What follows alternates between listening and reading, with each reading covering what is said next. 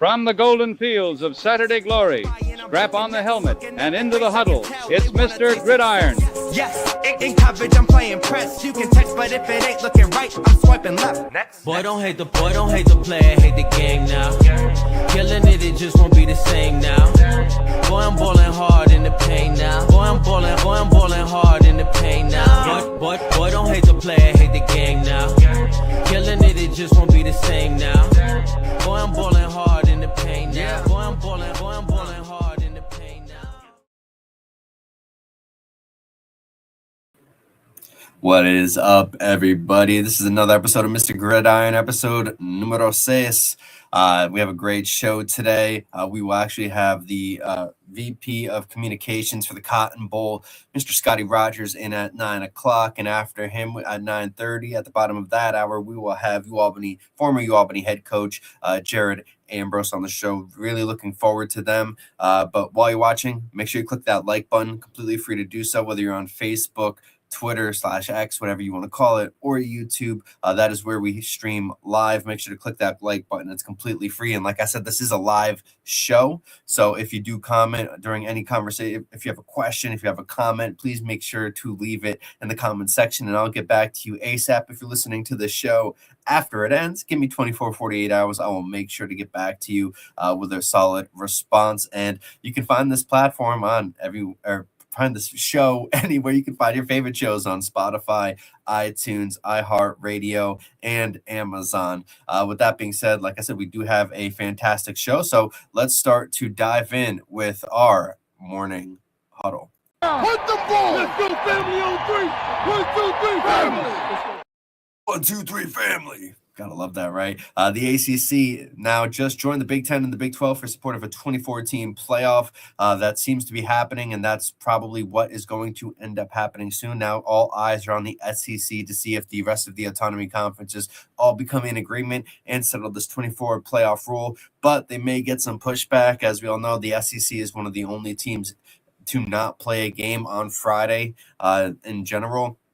So changing tradition with them might be a little bit harder than with the rest of the autonomy conferences. Next up, Nebraska lands a $5 million NIL deal with head coach Matt Rhule. It secures his rights to his podcast and his branding. Nice signage for Matt Rhule. The question will be how long that contract plays out. I'm sure we'll find that on later soon enough.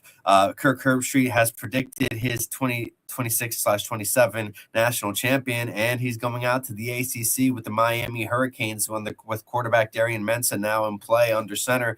Herbstreit believes, and this is what he said on the Pat McAfee show, that he believes that they will be the national champions for this season. And that's last note, and it actually will lead to our eye-opener of the week, is Virginia Tech gets 4-star quarterback Peter Bork.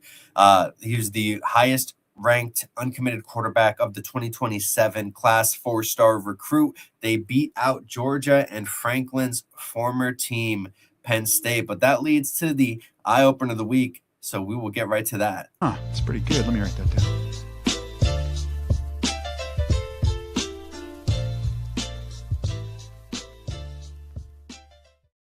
And this week's eye-opener of the week is, like I just mentioned, Virginia Tech and James Franklin. Now, James Franklin obviously was fired from Penn State after their underwhelming performance this past season. He instantly goes and finds a job with Virginia Tech and, quite frankly, probably makes Virginia Tech a true player in the ACC conference. Now, this just entering the 2026 season, the Virginia Tech Hokies are ranked 6th nationally in transfers coming in. And a lot of those guys, to be honest with you, were players that followed him from Penn State. However, I'll go through a quick list of the guys that are coming in.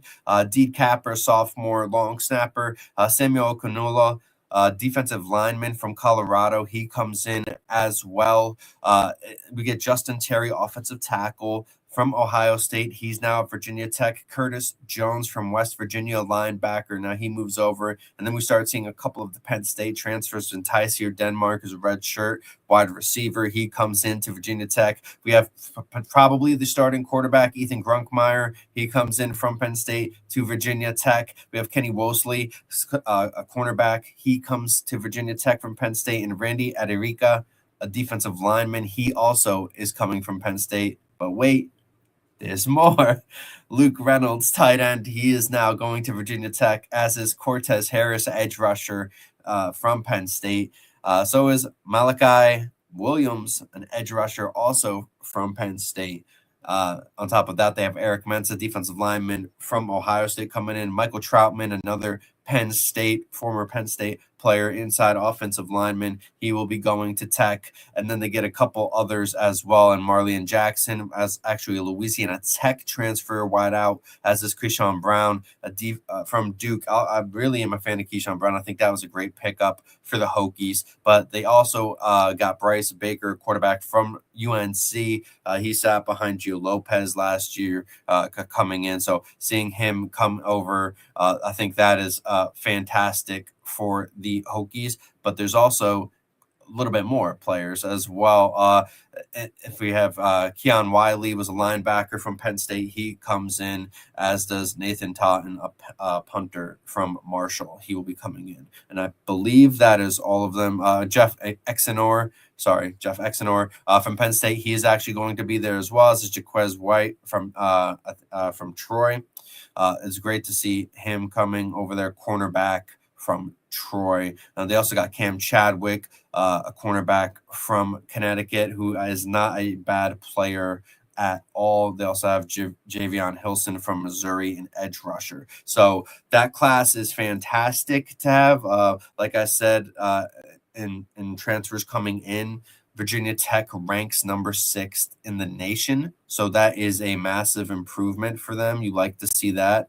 But it's not just the transfer class that they're doing well in. They're doing pretty good in the recruiting class as well. Now, they're not as ranked high nationally, but still there's a lot of really great names to be on this list. They do rank number 29th in the country, number 6 in the ACC.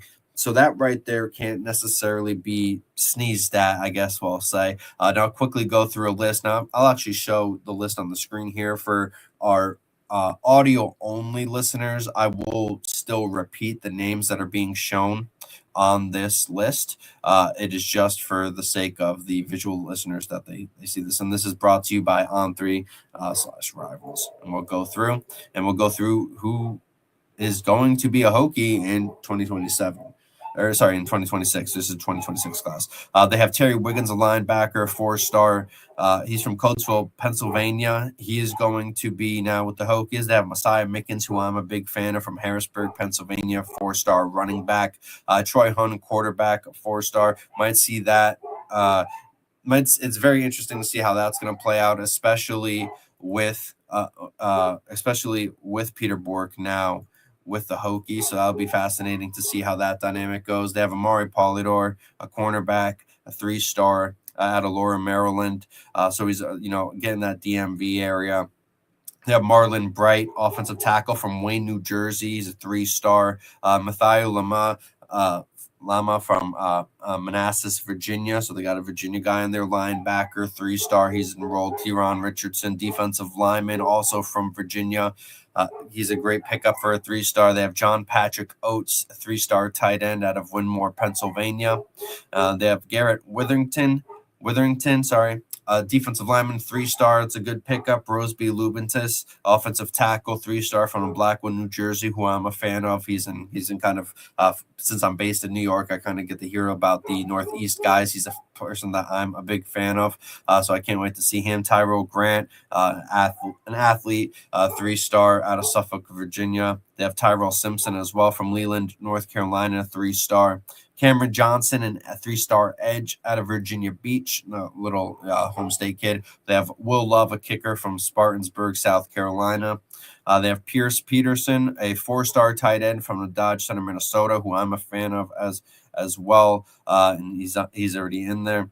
They have Davian Brown, wide receiver from Richmond. He's another 4-star. Tyson Harley, a 4-star edge rusher, as is Thomas Wilder, a 4-star offensive tackle. They also got in Xavier Cleveland, a 3-star cornerback, Buddy Wegdam, an offensive tackle who is also a 3-star, and another 3-star offensive tackle in Maddox Cochran, who's from Virginia. And then they added Luke Jones, a punter, who is a 3-star recruit. So as you can see, Virginia Tech is not playing too many games here. They're doing a fantastic job in their recruiting, not just their recruiting, but through the transfer portal as well. But it's honestly even more than that as to why I think that they're going to be doing good. And it's not just the recruiting that they did good in, right? It's not just the transfer portal, which Virginia Tech also did good in, but somehow, some way, James Franklin was able to return 14 starters from last year's team. No ACC team returns more starters than the Hokies entering 2026. So that's going to be a big notch in Franklin's belt, which I think he is going to really appreciate. And you know, in terms of what that means. And now I know some people are going to be like, well, Virginia only finished 3-9 last year. Why are you so excited about that? That Virginia Tech team was still a good team, especially defensively, that they kept Brent Pry. And I'm going to talk about this a little bit as well, because I think that's important. I think that it's important that they grabbed so many starters and have so many retaining starters on the team, because that continuity is important for a football team. Now, is like I said, they went 3-9 last year, but that is not bad. Results don't necessarily indicate bad athletes, right? There's numerous times. I mean, Clemson's a great example of that, right? Clemson struggled last year as well, finally found their groove, and they ended up getting to 6 wins for a bowl game. That's proof and concept in and of itself that talent doesn't necessarily equal wins, right? Coaching has some issues in that, and that leads me to Brent Pry. Because Brent Pry, who is now the defensive coordinator there, actually stayed and stayed through and is now the DC for James Franklin.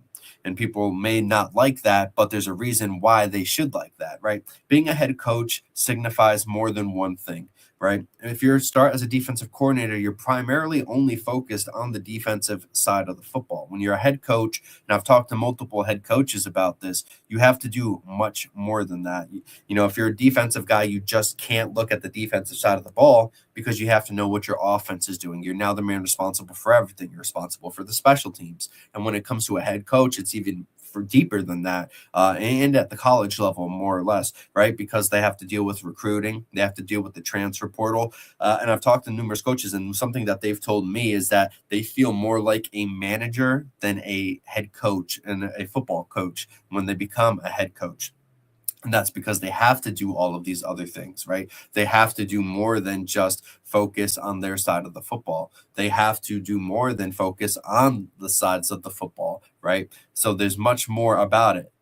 However, having Brent Key as a defensive coordinator where he can just focus on his side of the ball, I think is going to do wonders for Virginia Tech. And there's a reason why I think so. And we're going to explain that right now, right?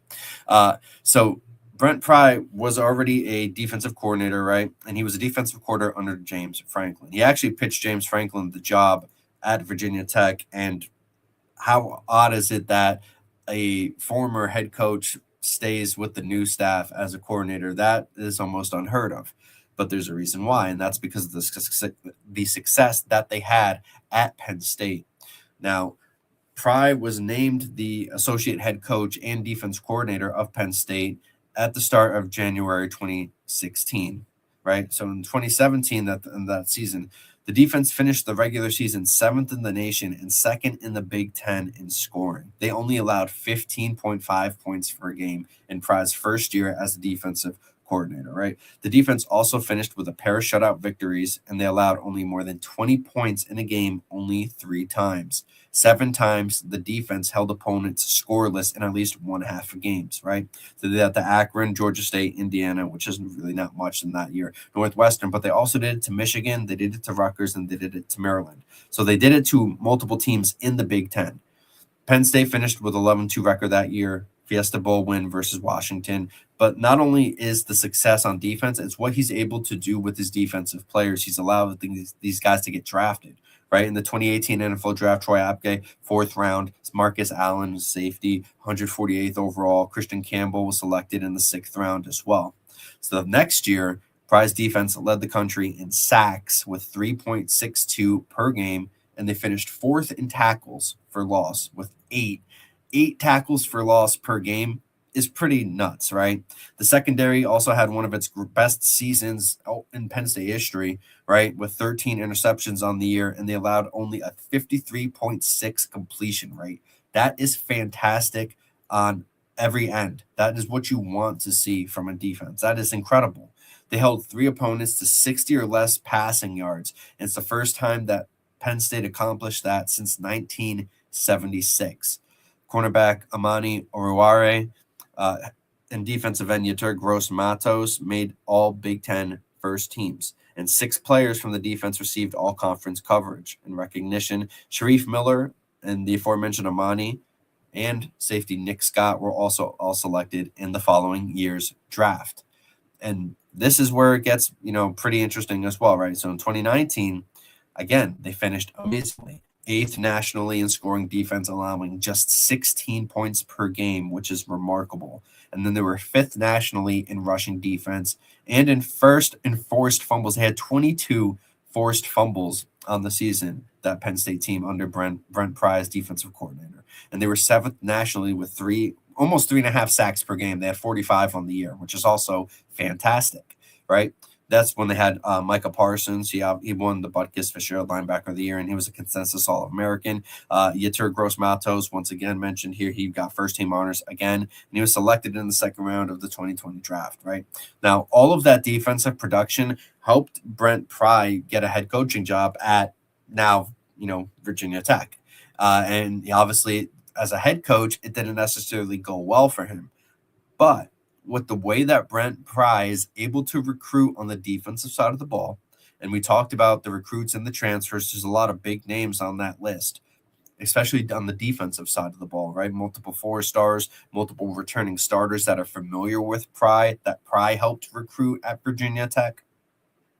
That is going to play wonders. And then on top of that, when you have James Franklin as the main guy he's done it before, right? Penn State under James Franklin was a powerhouse. Now they had that down year and he got fired for that, but that's shocking, right? Because every year before that he looked really good, right? He had that team built to win, So seeing that dramatic change, and now he's at Virginia Tech, where the ACC I think is one of the most competitive conferences in college football, but there's opportunity there, right? Duke, who won the ACC championship game, they lost Darian Menson. He's at Miami. Miami's probably the primary powerhouse that Tech would have to worry about, right? Virginia Cavaliers, yes, they made it to the ACC championship game, but is that, a fluke? Is that something that, doesn't necessarily happen again? It remains to be seen, right? They have to prove it another year after how poor that team has been in years past. So they don't necessarily have to worry about that. Syracuse is a team that was, not great. They have to prove themselves. Boston College not really have to worry about those two teams either. Stanford likely doesn't have to worry about that. Cal potentially with the new head coaching change, but we have to see how that goes. Plus, they're a West Coast team in the ACC. So we have to take that into account, especially when they have to travel throughout the year. So right there, Tech has advantage over them as well. Clemson is always going to be a competitive team as long as Sweeney is there. So right now, if you're looking from Virginia Tech's point of view, the main competitors at this point are Miami, Clemson, right? I would also say probably SMU, because Rhett Lashley is always going to have his team ready to play. And plus they get, their quarterback back for another year. Pittsburgh is a fascinating one because they have, Mason Heinschel he looked good, but he had a deep fall off. So they're a team that's, while they perform well, they don't necessarily down the stretch scare people, because this is 2 years in a row now that they've fallen off completely at the end of the season and basically cost themselves, right? This past year, they lost against Notre Dame and Miami. I mean, the College Game Day went to Pitt and then they got embarrassed, right? So they're a team that, yes, they're going to play you tough during the season, but by the back end of the year, they're not a team you're necessarily competing with for a conference championship game. Georgia Tech lost a lot of players, and while I do really respect the coaches there, they lost a lot of production, and they're another team that finished the end of last year on a bad note. Now, Tech is still a good team, but I wouldn't necessarily worry about them if I'm Virginia Tech.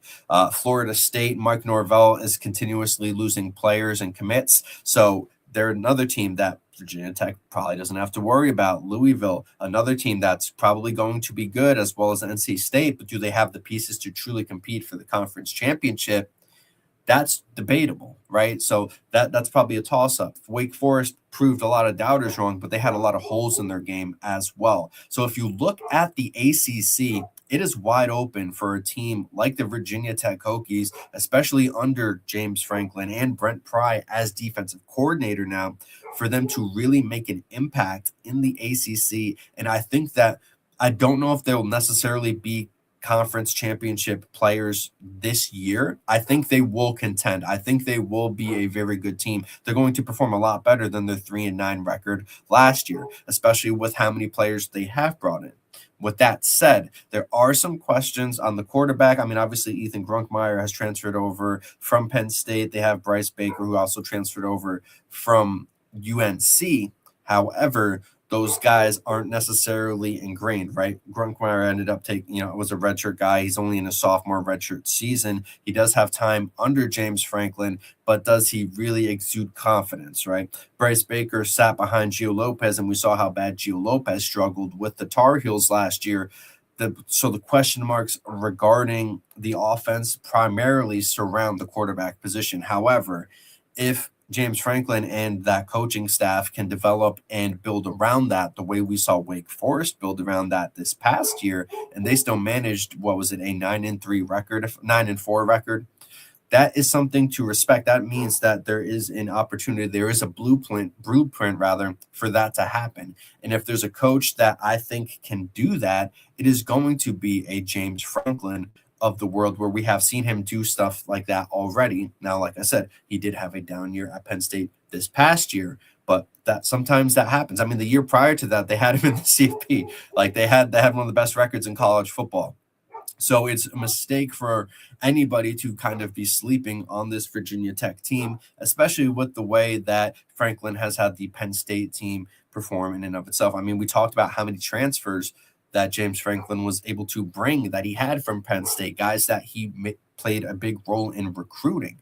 And not only just the transfer portal, but the recruiting portal as well. How many guys were originally committed to Penn State and flipped to Virginia Tech? Meanwhile, he's already showcasing that he is going to be able to get guys from the DMV to play for that Hokies football team, right? He's getting multiple 4-star recruits on both sides of the ball to come and play for him. He's getting multiple recruits that were 4 stars, high 3 stars that he got at Penn State to transfer over with him, leaving a prestigious college. And I know Penn State has had some issues, ethically in the past. We won't dive into that, obviously, but just the notoriety that Penn State brings to a college football landscape for a player, especially in the Northeast, to be able to steal that and get some of these kids to go down to Virginia, I think that is going to bode well for him, and it's going to bode well for him early, and we're going to see the results of that earlier than some may realize. And like I said, I do believe that the ACC is an incredibly competitive conference, but I think that's also part of the reason why a team like Virginia Tech can really compete early, right? Because, they're going to, out of the fire and into the pan, they are going to be having to compete early, because I don't think the rest of the conference will let them take a step back. And if we're going to take a look at the Virginia Tech 2026 schedule, we're going to see right here that they don't necessarily have too much to worry about this year. And this is where it gets fascinating, because there are a couple away games. Actually, pretty much all their away games are going to be the toughest challenges for them. And we're going to bring that up right now so everybody can see. For those listening in the audio only show, I'm sorry for the stutter. We're going to see if I can bring this up so everybody who's watching can see. So this is going to be the Virginia Tech 2025 or 2026 rather schedule. They play VMI home game, easy layup game at home. Next week, Old Dominion, while ODU did perform well this past season, they lost some players, and I think that Virginia Tech should walk away with that one fairly easily. They traveled to Maryland, and Maryland while Malik Washington has looked fantastic, I do have some questions about Coach Loxley and his ability to get his guys to play to a level higher than what play past their potential, play at their potential, rather. I feel like Loxley, while he's a great recruiter, he doesn't necessarily get his guys to play to the potential that they should have. And then they travel to Boston College, and Boston College with Bill O'Brien, they have not looked good there. I don't necessarily see them changing that in 2026, at least not this early in the season, right? That's still September. And then they host Pitt, which if they can defeat Mason Heinschel usually starts well early, but the big problem with Pitt is that Pitt doesn't have a serious problem with altering their game plan mid-game, right? They have very big problems adjusting. It's been talked about within the coaching staff, and it's been obviously seen, right? We saw how Eli Holstein fell apart in the second half of his season. After they beat Syracuse, they lost 7 games in a row. And we talked Mason Heinschel this past year, who looked fantastic to start the season, and obviously Pitt sputtered and got embarrassed multiple times at the end of the season. And a lot of that has to do with the head coaching staff and being unable to make adjustments. I think Virginia Tech could sneak out a victory in this game. Then they travel to California, and on 8 days, they do get that extra day, but it's a trip to California. That could be a potential trap game for them, sneak game, trap game for Cal as well, right? I think this is going to be a very competitive game, especially with Jaron Kayave Sungapulatelli. He's going to be a sophomore this year. He's going to be great for them. But then they come back at home and they faced Virginia Tech. That's going to be the true test, I believe, for this Virginia Tech Hokies team, because after that trip to Cali, whether they win or lose, having only 7 days to come back home, reacclimate, and then face a very tough Georgia Tech team is going to speak wonders. And then this is where the back end of the season, we're kind of going to see the true grit here, because after that game, they go to Clemson. Then they go to SMU. They get a little break. They get a bye week between those 2 games, so they get time to prep for SMU, but they still have to go to SMU. Then they host Stanford, which that should be a nice little window for them to get a victory. Then they travel back to Miami on a short week. They get 6 days for that game. So that's going to be incredibly fascinating. I mean, do they have what it takes to defeat a Darian Mensah-led team? Who knows? I think Miami should be one of the favorites for the college football championship this year. But then they finished the season, obviously, with Virginia in that rivalry game, which should be a fantastic game. But if we talk about wins, right, VMI, that should probably be a win, right? Week 1, VMI, that should be a win. Second game versus Old Dominion, that should be another win. Going to Maryland, they should win that game early, I believe. So that has them at 3-0 right now. I have them beating Boston College away, so that right there is now 4-0.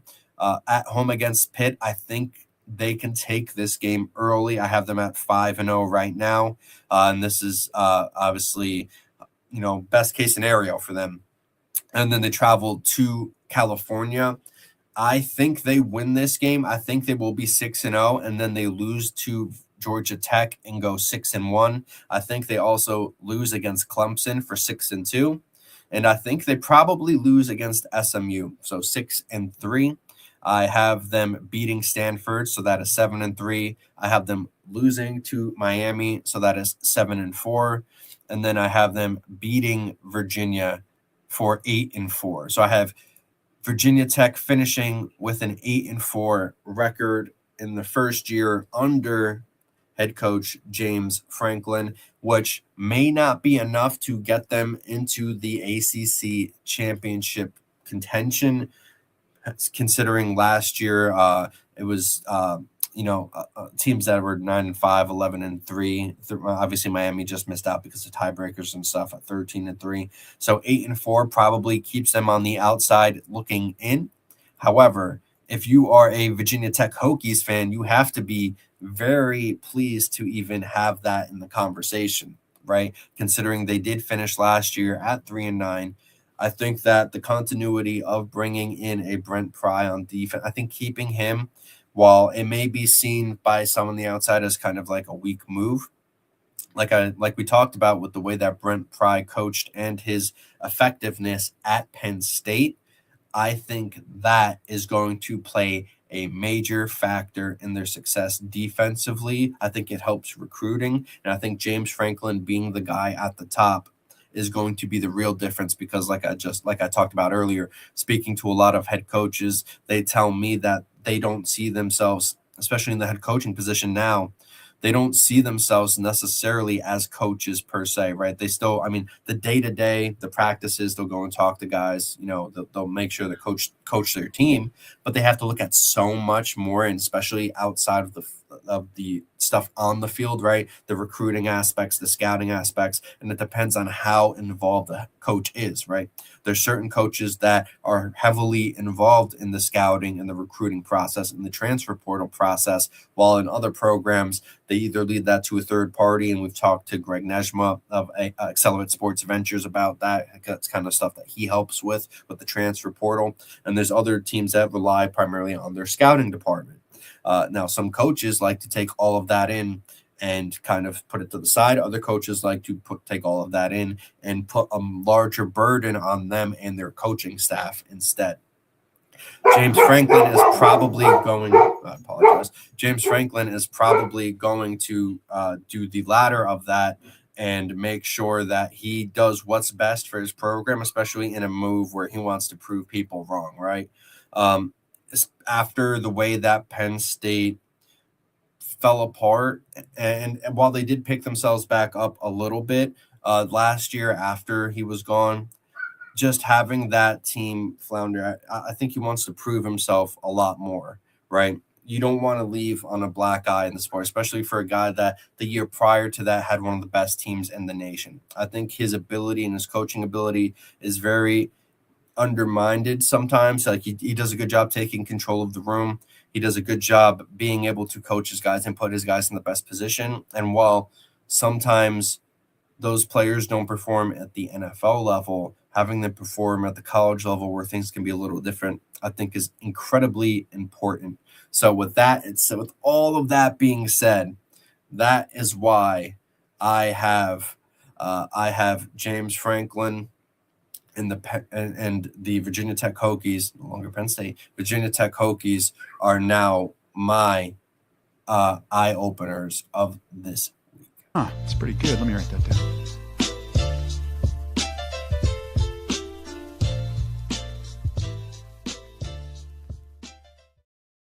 So I hope you guys appreciated that segment. Eye Opener of the Week comes every Friday. We'll either be highlighting a player, coach, or program that really impressed us. And we talked about the Virginia Tech Hokies under James Franklin. They were able to get 4-star quarterback Peter Bork from them. You've talked about the recruiting class. We talked about the transfer portal class.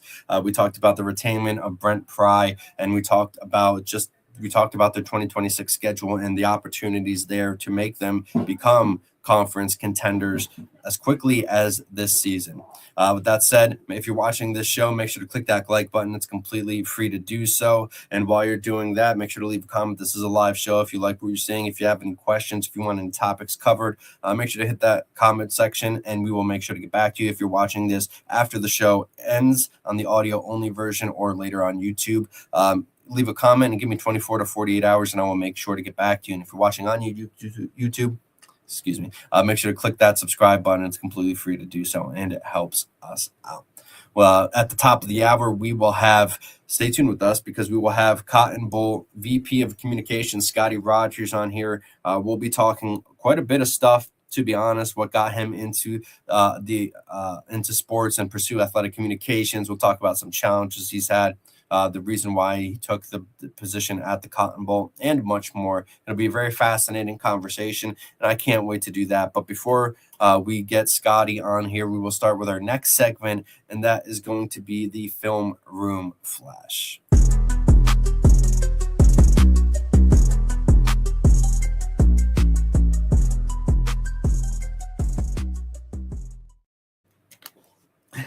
Caught me doing the water. This week's episode of the Film Room Flash will actually highlight now Navy starting quarterback Braxton Woodson, but it will also highlight the Navy offensive coordinator Drew Cronick and what I thought was an incredibly great and fascinating game plan last year as they took on the USF Bulls at home. Now, this game was very important because at the moment, South Florida was ranked 24th in the nation. They were at 7-2. Navy also at 77-2.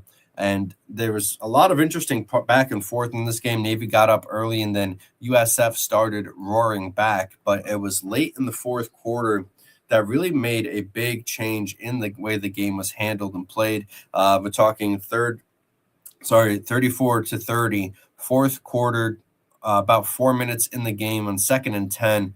And Navy was driving up to this point, and they kind of got stalled out a little bit. But they have a 2nd and 10 here, led by Braxton Woodson after Blake Horvath was taken out of the game briefly. He was dealing with some cramps in this game, so Braxton Woodson came in multiple times. Now, I'm going to play this clip in its full context, then we will go back and slow it down and break it down a little bit. So I hope you guys enjoy this. Just give me 1 second. We'll play it right now. Oh, and let me get the actual speed on there. Sorry, I had the playback speed for the phone breakdown. So we're going to watch this here. Like I said, this is a 2nd and 10. Running that option, baby. Beats the outside guy and then beats the linebacker and goes in for the touchdown. This was a big change in momentum. Obviously, you see your Navy was winning, but USF was starting to come back. It was very much a back and forth game. This kind of helped put the dagger in the Bulls and helped secure Navy to go to 8 wins on the season. But we're going to break down this game and break down this play and why I think it was a very fantastic decision by offensive coordinator Drew Cronick to run this play with Woodson in the game. Like I mentioned, Blake Horvath was dealing with cramps and was out on this specific play. So we're going to break it down. I'm going to slow it down a little bit, and we're going to talk about this play. So pre-snap read, we've got an interesting formation here for Navy. Obviously, they run the triple option. So in the backfield right here is Alex Teska. He's the primary running back. We have Braxton Woodson alongside him, number 5. Right here in this little slot position, we have the slot back, Eli Heidenreich, and then I believe this is Brandon Chapman, one of the other running backs / receivers on the team. Standard 5-man front. Otherwise, defensive side of the ball, they have 2 interior guys, and then they have these 2 edges kind of playing out. It's kind of like a 4-2-5 concept, more or less, that USF was running. But they do have a few glaring errors here, and this is one of the safeties right there. So it's very interesting. This is actually, the 4-2-5. I believe this was their 4-3 concept, 4-3-4. So they have 2 interior guys, and this is where it gets fascinating because we're going to see quickly, right? They run the triple option, so we're going to see them fake it to Eli Heidenreich right here, right? And as soon as they fake, where does every defender going? Every defender initially looks at Eli. We're going to slow this down even further so you guys can see. Go 2.5. So Eli's in motion, ball snapped, and as soon as the fake is going to happen, everybody is going for Eli Heidenreich. Obviously, the defenders on the right side of the ball are going to go after Eli because that is their job. But if you look back, middle linebacker is already starting. He's got the coverage probably on Eli, right? But not just him. We have, I believe this is, it's one of the line. Oh my gosh, I'm going to blank on his name now. U.S. football roster from 2025. He's a great linebacker too. I'm going to blank on his name right now. Oh my gosh, this is so bad. Mac Harris. I apologize. Mac Harris is also moving that direction, which that's not great.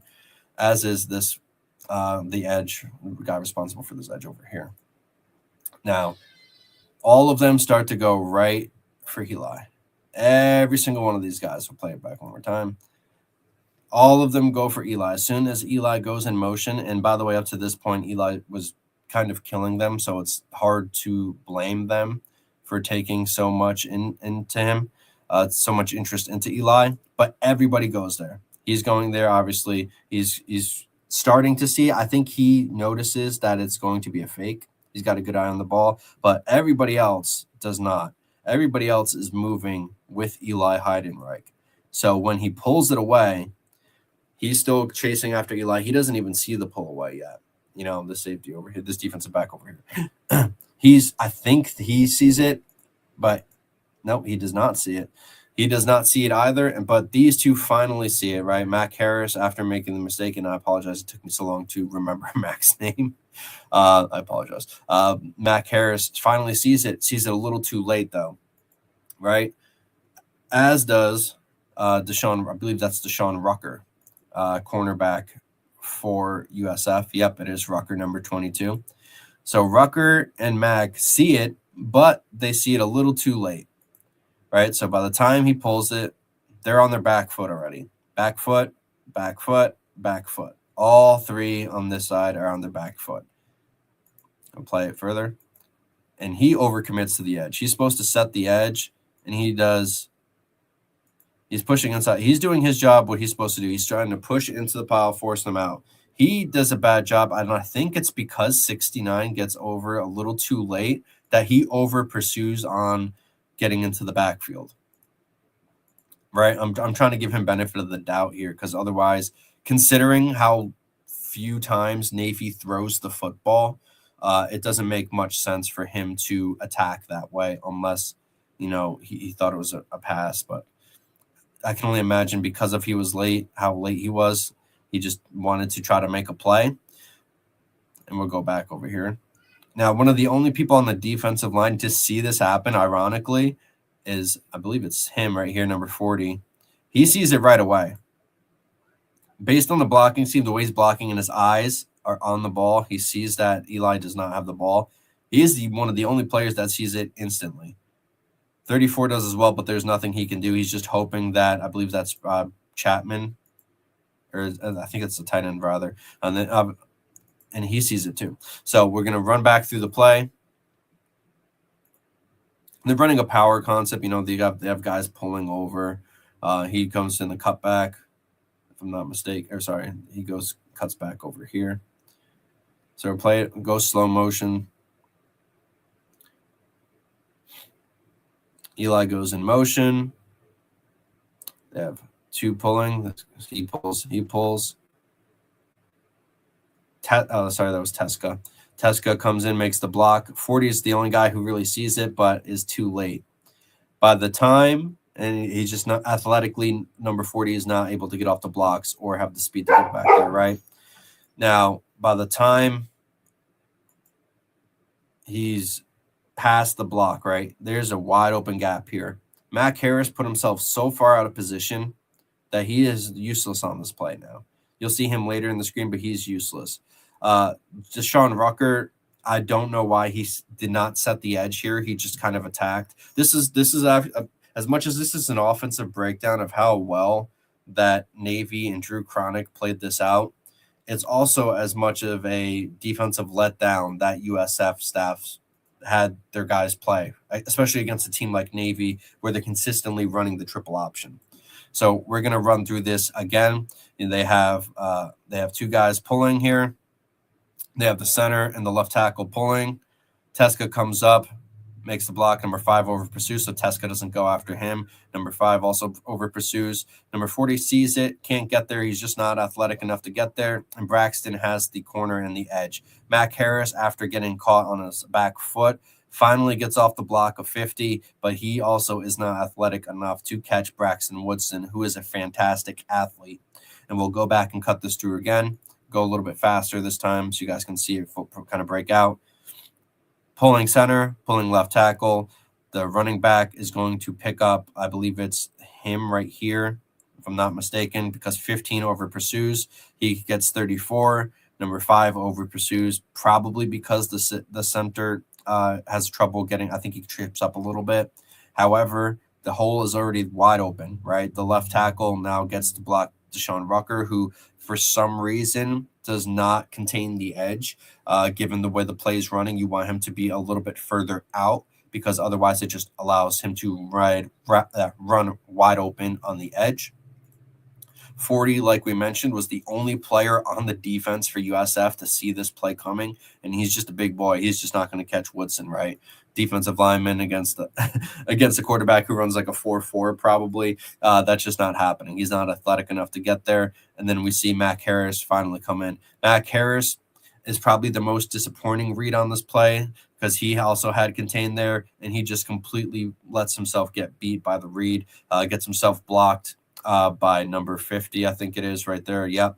And then he just doesn't have the athletic ability to catch Braxton Woodson, and Woodson scores and ends up turning that game into a 41-30 game. And that helped beat USF in this game. This play was a deciding factor because they did not have Blake Horvath. They had Braxton Woodson, and obviously Woodson has some experience coming in, but he's not Blake Horvath, right? But he comes in and he looks fantastic. He looked great in this game, by the way. I got to see this game in person. He was fantastic. It was one of the best games I've seen Navy play outside of their win against Army in the Army-Navy game. But we'll break this down one more time for anybody watching and just coming in live. So they're going to run obviously triple option with Navy. They're going to have the center, and they're going to have the left tackle pulling left. They're going to have Teska step up, and they're going to fake it to Eli on a sweep here. None of these guys see it except for 40, and 40 is just on the far side, and he's a little too slow to get to it. So we'll run it back at half speed, down set, run the fake. Eli's going there. As you can see, everybody's heading to the right. Teska steps up. He's going to get this defender right here. Number 15, he over pursues, trying to make the stop on Eli. Does what he's supposed to do. There's nothing you can really blame him for. Number 5, C69 gets tripped up a little bit here. Allows him to think he's going to make a play in the backfield. He does not. He takes a bad angle. He tried to be elusive when you're supposed to power through. You are just supposed to push this. If he goes and attacks the center, as right here, if he takes a straight angle at the center, he blows this play up. No question about it. He had the potential to blow this play up. I want to see who that is real quick before Fred Gaskin. I didn't know that was Fred. Bad play by Fred there. Bad angle. He could have blown that play up. Instead, he tries to go around. And he creates the hole. I mean, Fred Gaskin, he just creates the hole there. There's no other way around it. If he goes and beats, look at the center get tripped up. Center gets tripped up. He's literally about to fall. If you just attack the center here, this play is done. Instead, he tries to be cute, tries to be elusive, goes around and literally creates the hole. 73 just has to pick up Deshaun Rucker, which he does. While I would like Rucker to take a different angle as well, I have much more blame on number 5, Fred Gaskin, than I do Deshaun Rucker. Also, not a huge fan of the way Mac Harris played this as well, off his back foot still, trying to play catch up, and the hole's already gone. Like at that point, he's basically gone. If Woodson's a little slower, maybe that changes things, but unfortunately for USF, Woodson's a really fast guy, and Woodson takes it to the house. And Mac Harris is unable to get him. And it's a touchdown. And before we finish the segment, I'm going to run it back one more time, full speed, so you guys can see it once again in full speed. This is just a fantastic play, man, honestly. 74 yards to the house, or 64 yards, rather, I apologize. Let's see how fast that was, too, right? So by the time he starts running with the ball, right, it gets at 10 seconds. Starts running at about 9, right? 4:09, and he gets into the end zone at 4:01. Not too shabby. Not too shabby. That's a pretty fast guy, man. That's 8.5 seconds for 64 yards. And he's kind of taking it slow at the beginning, slow at the end. It's a pretty fast guy, long strider too. You like seeing that out of Braxton Woodson. Just great play calling by Drew Cronick, Navy offensive coordinator. Fantastic athleticism out of Braxton Woodson. The way that Eli Heidenreich was killing USF in this game played a major role into how this play worked, and just fantastic blocking by the left tackle too in this play, because he comes in even after the center stumbles. We see the center stumble. Left tackle comes in and boom, makes a great play on that block on the Sean Rucker right there. Helps seal the hole and forces number 30 to have to run around as well, and that only helps Braxton Woodson get free. So this was a fantastic play on all accounts. Great draw up. It was a great victory for Navy, and it was a great watch for me as a football fan, right? So that was this week's Film Room Flash. I hope you guys enjoyed it.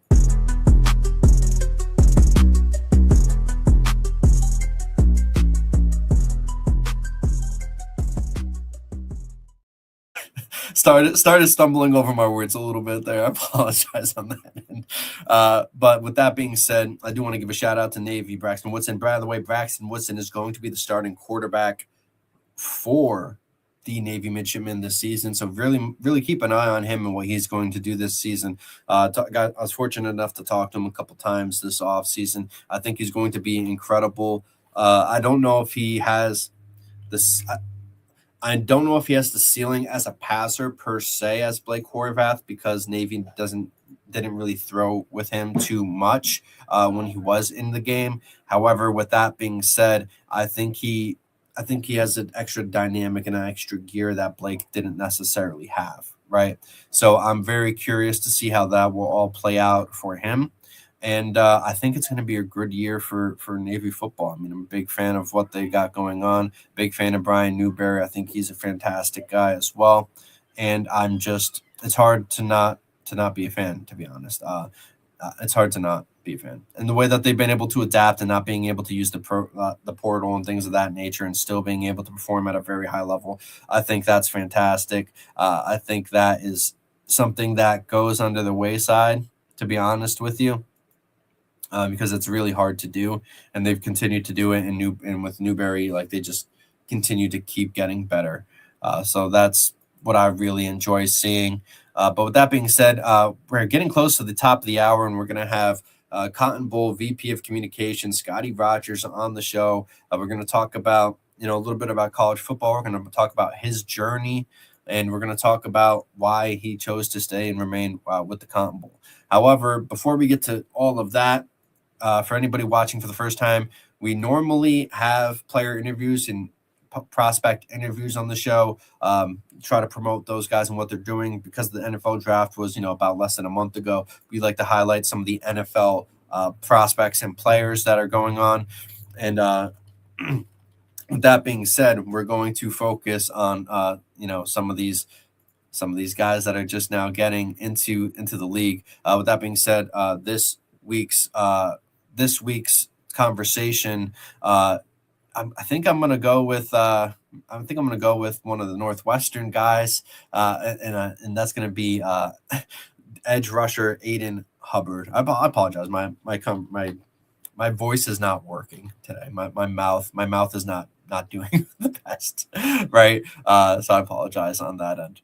But with that being said, I do want to highlight Aiden Hubbard, because he was a really good player at the Shrine Bowl. He looked fantastic. He was actually signed to Seattle Seahawks, so that's fantastic to see him do. And that was about 2 weeks ago. So without further ado, I'm going to bring this on before, so we have enough time to get on with Scottie. So I hope you guys enjoy the conversation that we had with Aiden Hubbard. Aiden Hubbard, Northwestern, defensive end. Here at the East-West Shrine Bowl, talk to us about how your week has been and how much it means to you to be at this event. Yeah, this is an awesome opportunity for me, for all the guys here, really. It's a lot bigger than the game we kind of touched on that a lot this week. Our coaches have let us know what it means to be here and what it means to these kids. So it's really just a great opportunity. Yeah, that Shriners meeting was eye-opening, right? Now there's a very dynamic group of edge rushers here, obviously yourself included. How has the camaraderie been between you guys? Like, have you been building off each other, talking? How's that been? Definitely, yeah. On the west side, I'm on the west team, so getting the rush with those guys and learning what moves they use, and just trying to rush the passer together because it takes all 4 guys when you're rushing to get home. Tying into that, how has your game in terms of rushing the passer evolved already since being here? You talk about picking up things from other guys. Has there been a move or a little technique that you've picked up?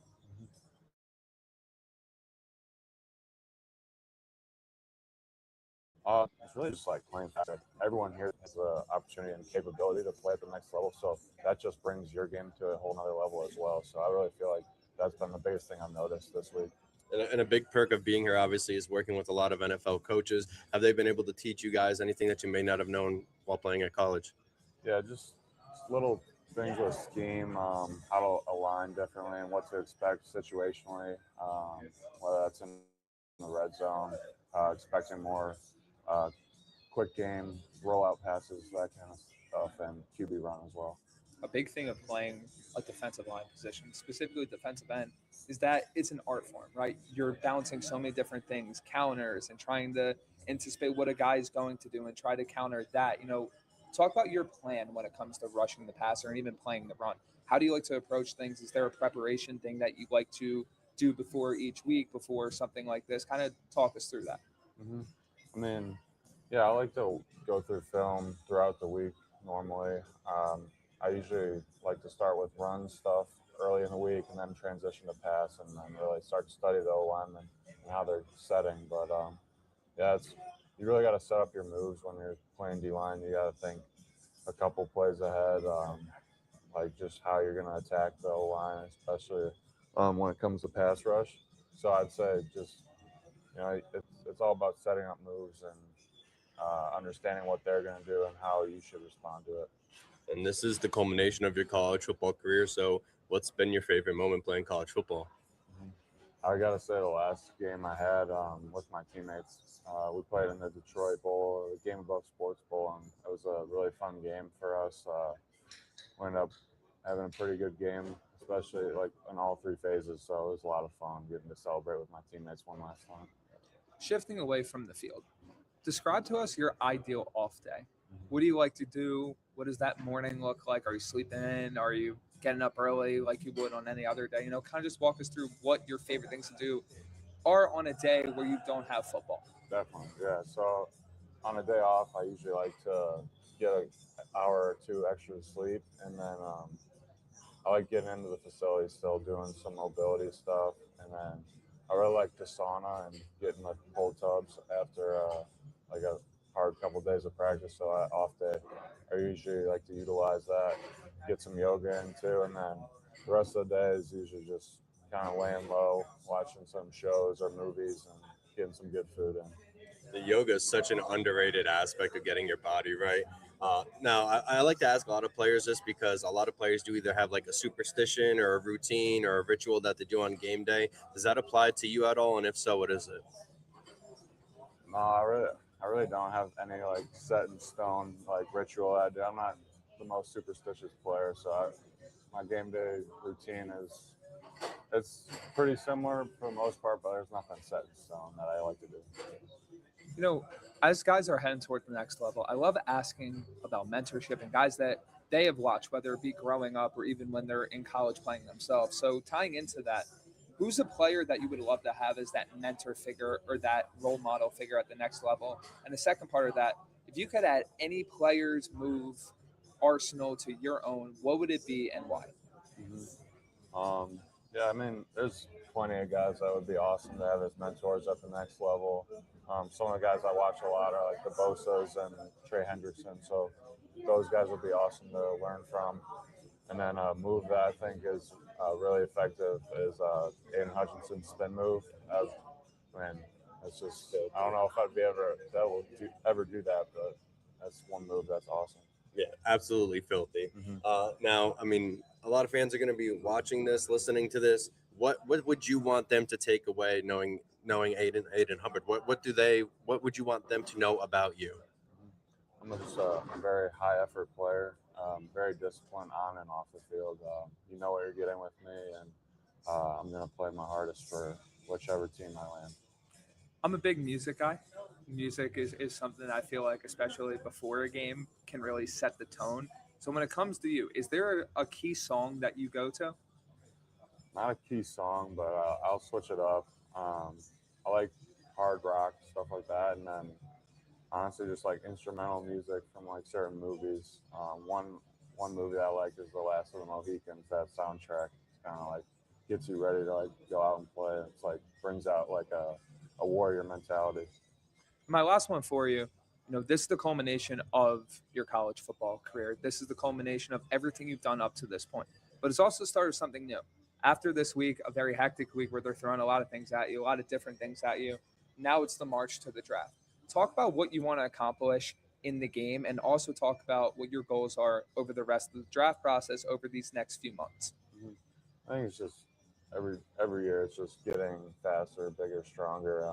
But like within this game, I want to just showcase that I have improved in those areas, show that I'm explosive, athletic, versatile player. I think you've been doing a great job of that so far. Now, before we get you out of here, man, just let everybody know where they can find you out on your social media. My Instagram's a.hubbard03, and then my Twitter is abramhubbard6.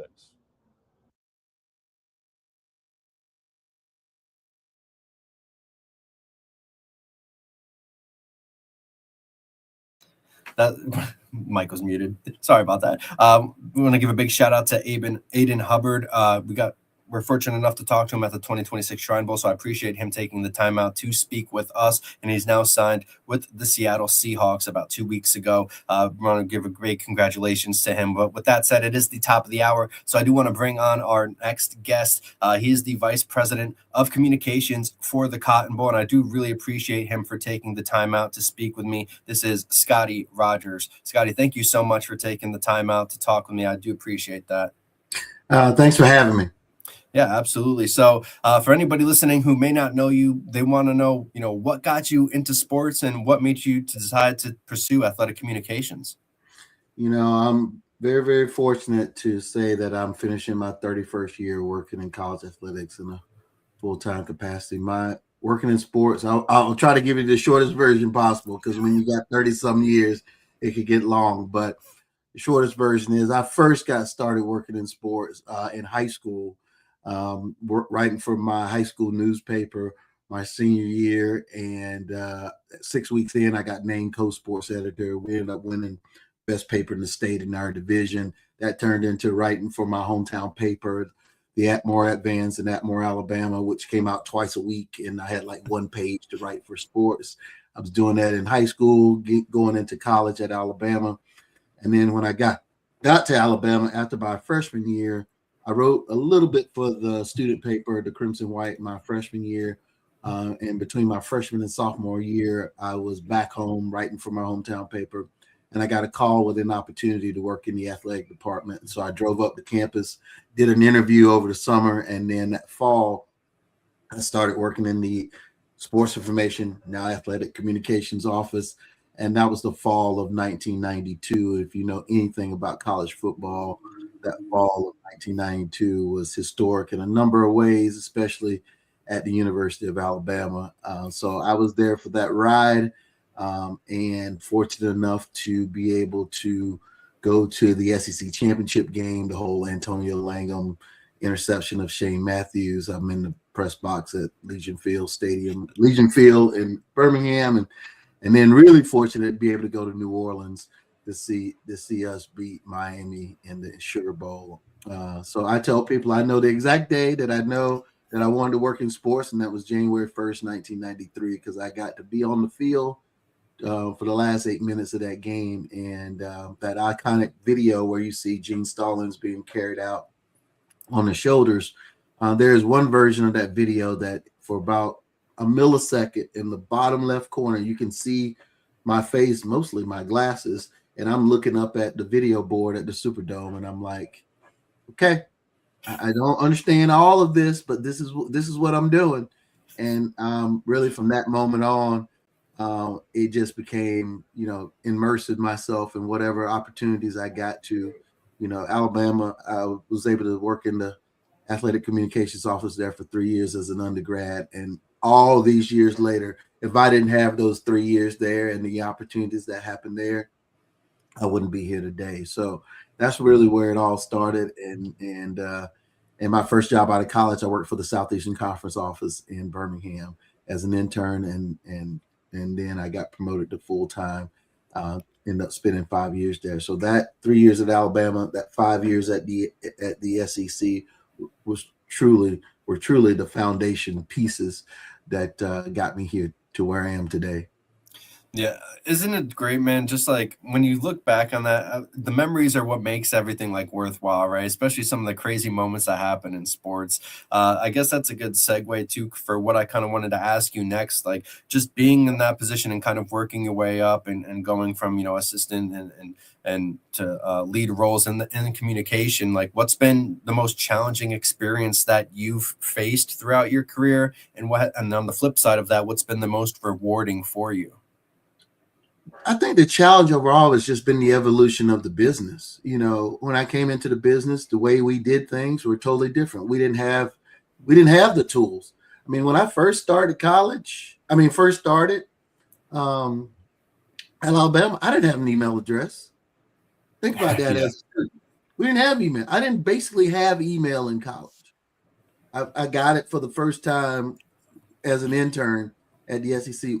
I was in the early meetings as an intern sitting there when we created our first website in That's crazy. 95, 96 for the SEC. So those were the types of things. And now we fast forward now to all the things we're talking about. People talk about the graphics, the graphics programs and the video editing programs and the different various things that we do. Even the stats program. I mean, there's been an evolution there. We were working with some, created program that we were using before we even got to Stat Crew. I remember being at the SEC office and putting together the first proposal to change our entire conference to Stat Crew, because that was the hot, that's what we needed to do, because that was the program and obviously this is 96, 97. So, and there's still elements of Stat Crew that still exist now. I know it's pretty much obsolete, but that's just one little piece of it. Forget about the designing aspects of it, creation of graphics and all those things. We worked all around that. And, so that's been the challenge of, the technical side of the business and learn all the things, and obviously everything that's related to social media. That's been the challenge, being able to learn all that along the way without any formal training. Most of the stuff, people in our business, we don't get to go to classes. Some of the younger folks learn some of those things as in college, but many of us, we were taught some of these programs on our own, whether we just got in there and figured it out, or we have friends that knew the programs better than we do, and literally they would teach you things and you learn steal some stuff from them that teach you some things.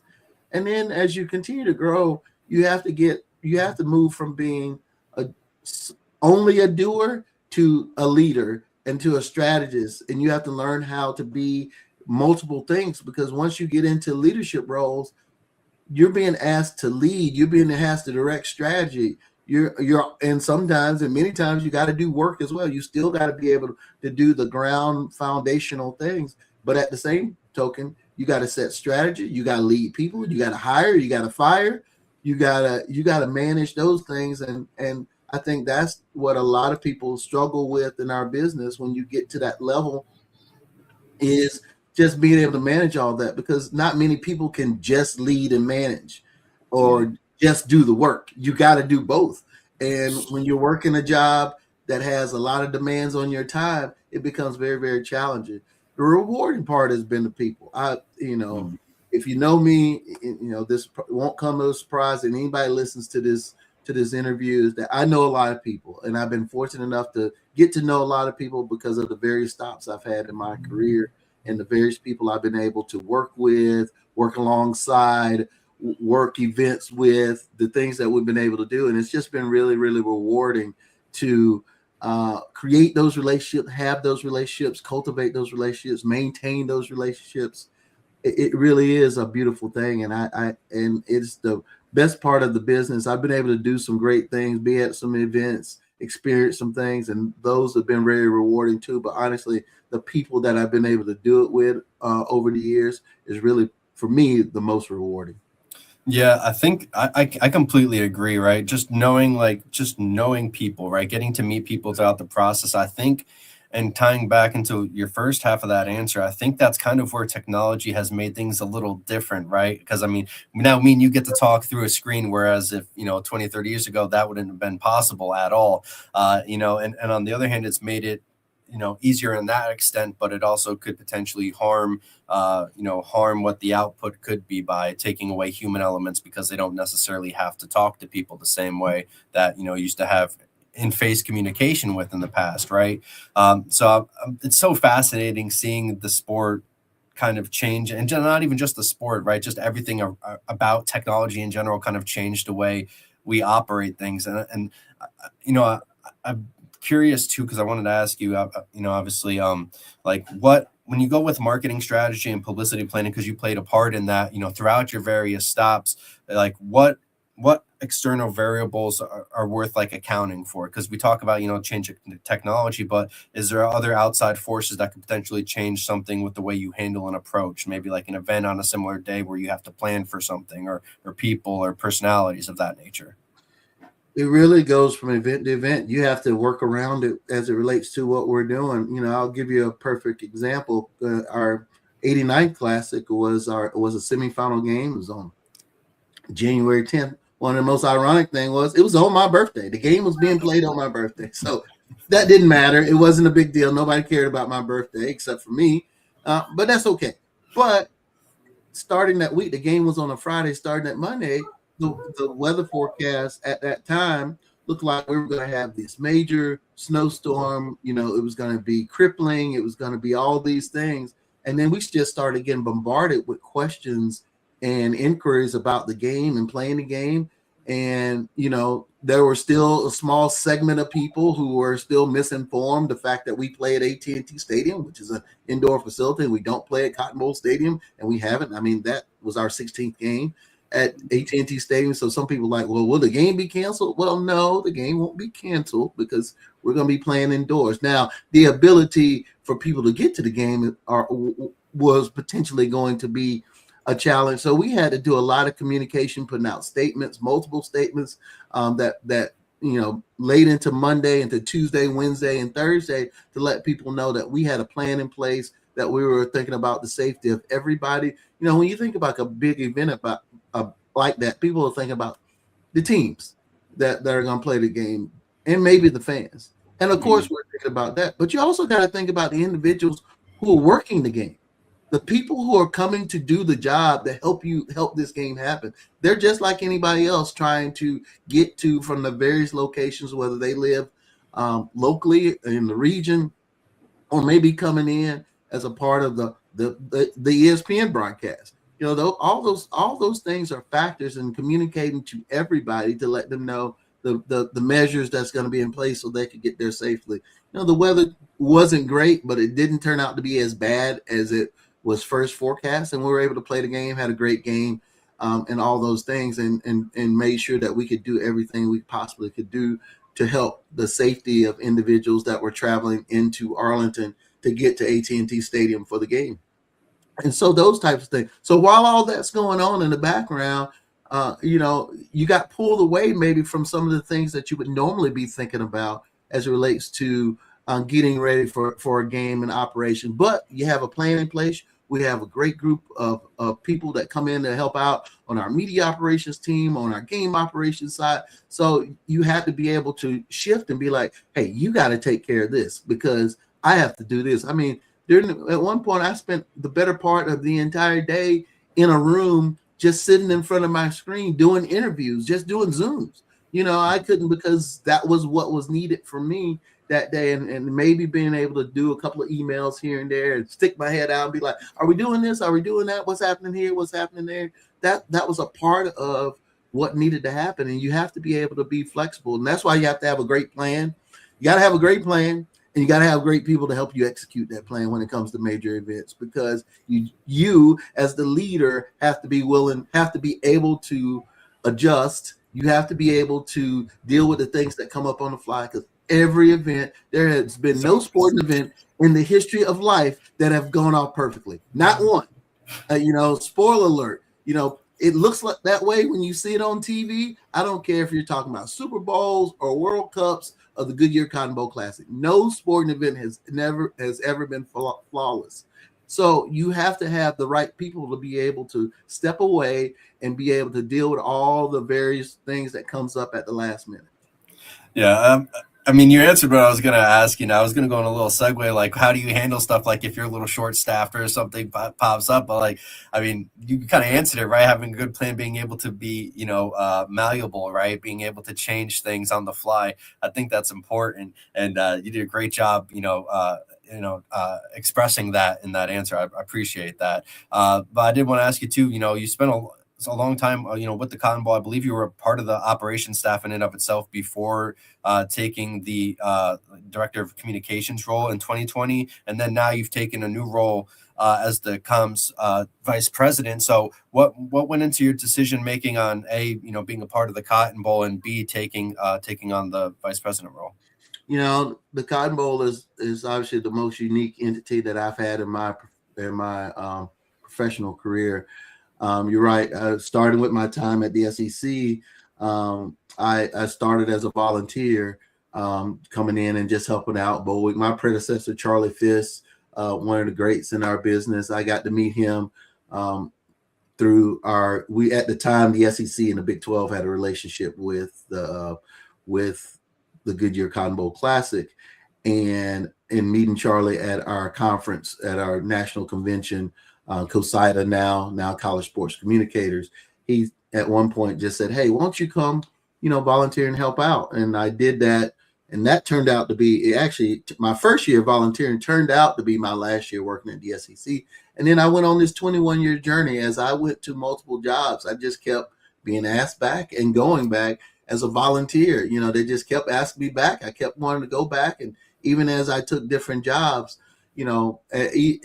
I can say this now. There was a couple of times that I was in negotiation for a new job, and I said, "Look, by the way, I spent a week between Christmas and New Year's going to Dallas, the North Texas area, to work the Cotton Bowl Classic. Hopefully you're okay with that. If you're not, then I don't know. I might have to reconsider this opportunity," because it was that important to me even at that time. So I went on a 21-year journey of volunteering. Every year, several times I didn't go home for Christmas. That's what other young people have to understand. If you're going to make the commitment to work in sports, I mean, the NFL schedule just came out yesterday. They got a game now Thanksgiving Eve. They got games on Black Friday now. They got a whole Christmas Day schedule now. When you work in sports, holidays become huge days to host sporting events. The Final Four, the men's Final Four this past year and women's, was over Easter weekend. Those types of things are going to happen if you work in sports, and you have to be able to deal with the unfortunate part of that. So for me, I just continue to keep going. And then there was a opportunity in 2020 when the world changed for all of us with the pandemic. And, my predecessor, Charlie Fiss, decided that, as that was happening, that he was thinking about moving into more of a part-time role. I was at a place where, it worked to have a conversation. And long story short, in a very short period of time, in an 8-day window, I went from not knowing what might be happening with what I was doing in my career to having the job that I really wanted. Now, I've just completed my 6th year, and my upcoming game this year, our 91st Classic, will be my 7th game to work on staff, and my 28th game to work in my lifetime. And I've been connected to this bowl game half my life. I'm 53 years old. I don't mind telling my age. So that's really, and I say that to young people, to everybody, and especially young people, to let them know, like, if you're going to do some of this, it's going to be a commitment. You don't know what's going to be the thing that is going to be something you're going to be connected to. I had no idea when I volunteered for that first game that I'd be working this many games and I'd be on staff.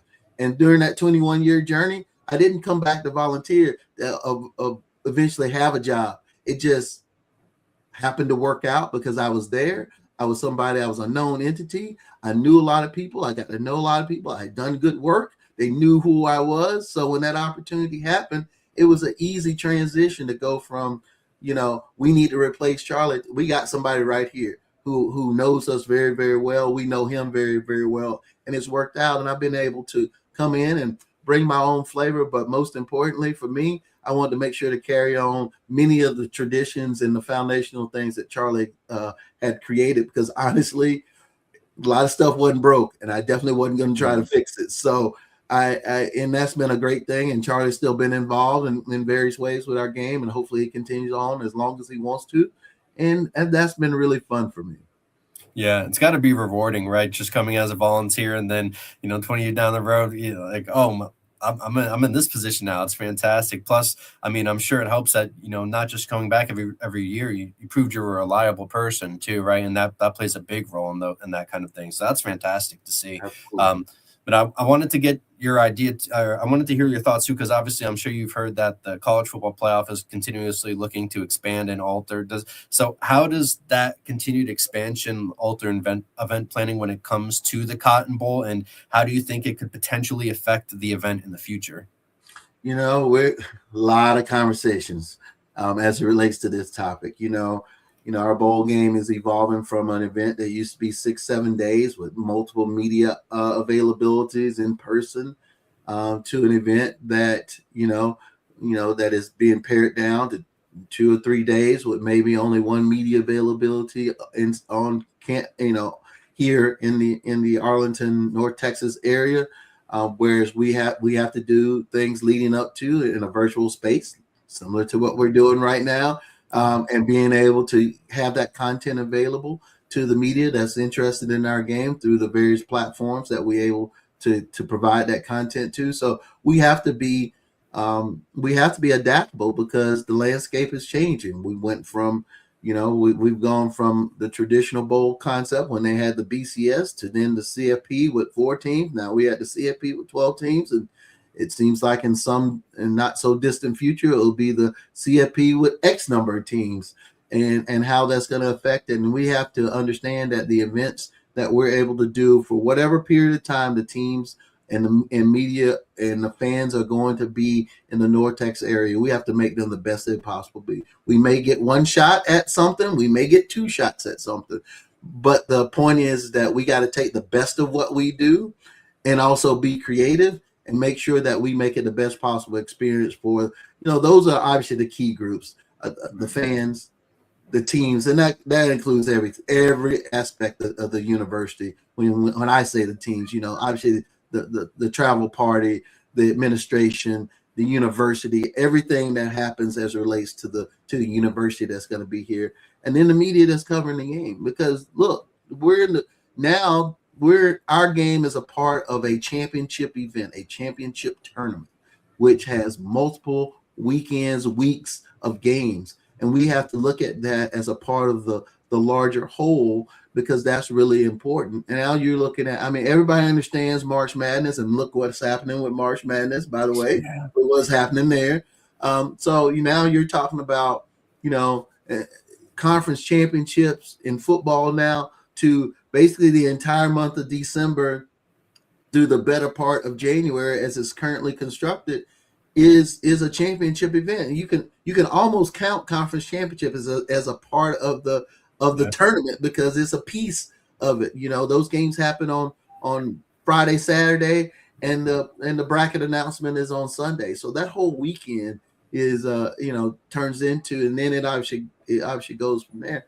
So first of all, we want to be at the Goodyear Cotton Bowl Classic just a great partner to all of our friends in the college football playoff, to make sure that we can be the best partner we can be, so that when the teams, the fans, the media come to town, they're going to have a great experience, and they're going to feel like they're playing in a college football playoff. They're going to feel like they're playing for something big. And we know that bigness is a step along the way, whether we're a quarterfinal or whether we're a semifinal, along the process. And that's really what's most important. So we're got to be flexible. We have a lot of conversations about what's happening. We have to be flexible. Sometimes we have a plan A, and then sometimes we have to have a plan B, and sometimes we have to have a plan C. So we have to be able to do that so that we can deal with the adjustments and the adaptations that's being thrown our way. It's not easy sometimes to have to adjust right there on the fly because you really want to execute your plan A. But you know what? If you got a great plan B, you got a great plan C to be able to go to. You got to be able to be confident in those, because when you have to shift on them, chances are you're going to have to shift on them in a moment's notice. And you got to be able to enact that and put it into play many times less than 24 hours. Yeah, I think that preparation is key, and having those conversations so you're continuously like in the loop and know what's going on play a major part in that. I guess the last question before we get you out of here, I mean, we kind of talked about like the challenges of how not just the sport, but everything has dynamically changed in the past 20, 30 years. But, think in the past like couple of years or so, things have changed even more so. So I just wanted to get your thoughts on like the general direction of college football in this new NIL era, and what is perhaps the best or worst change from your opinion and your perspective. I do think we're unfortunately missing a little bit of the experience because you can't have as many days, in the various cities when you're talking about being able to go and be a part of a bowl experience, because that is the uniqueness of what the bowl structure is.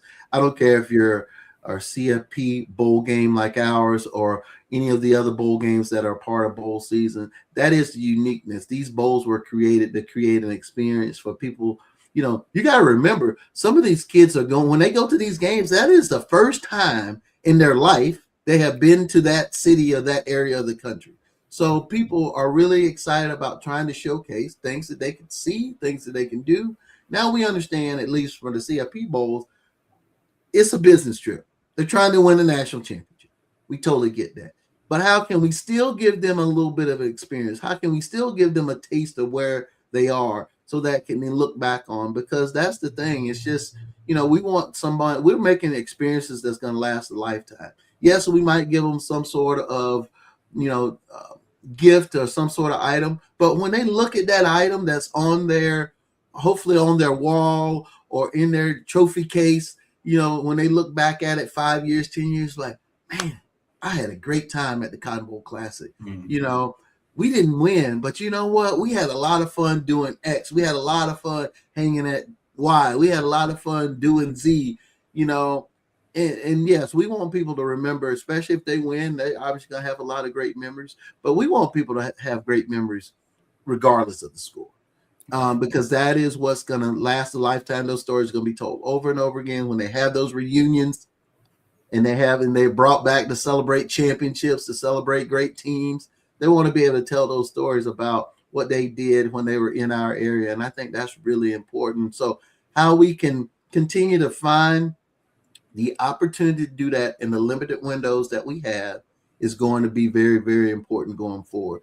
I don't care if it's less than 24 hours. We need to figure out a way to give them something, a morsel of it, to make sure that they have that, because I think that is really, really important, because that's going to be something that they're going to be able to take away and share and relive and smile about, for many, many years to come.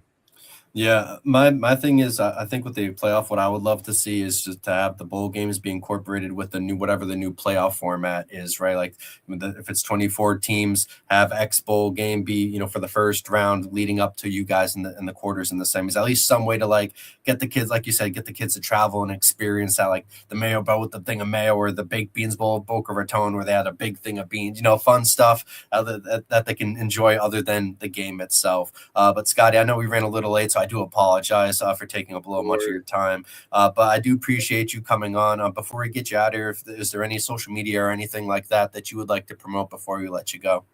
Yeah, I would just say follow the Goodyear Cotton Bowl Classic on all of our socials. You can find us everywhere. We're on every platform. Nobody needs to follow me. I'm not that exciting on the socials, but honestly, I think we do a great job of what we do there. And I would tell people, follow us now, learn more about us. We got great stuff that we put out throughout the course of the year.